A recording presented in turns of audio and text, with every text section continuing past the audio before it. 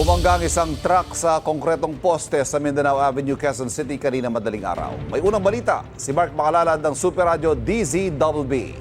Mark.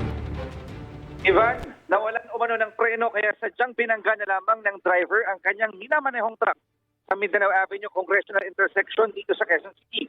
Ayon sa driver ng truck na si Mark Castro, galing siya sa Porac, Pampanga at magde-deliver sana ng buhangin sa Quezon City nang mawala ng preno ang kanyang minamaneho 2:30 ng madaling araw kanina para hindi na makadamay pa ng ibang mga motorista.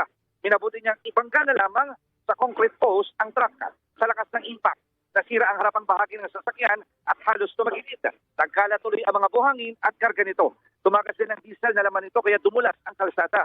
Bagaman madaling araw nangyari, nagdulot pa rin ito ng trapiko. Ligtas naman ang driver ng truck na nagtamo ng sakit ng katawan.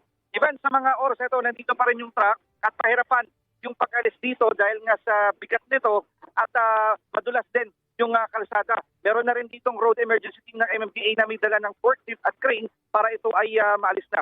Ito ang unang balita. Ako si Mark Makalalad ng GMA Super Radio DZBB para sa GMA News. Maraming salamat, Mark Makalalad ng Super Radio DZBB.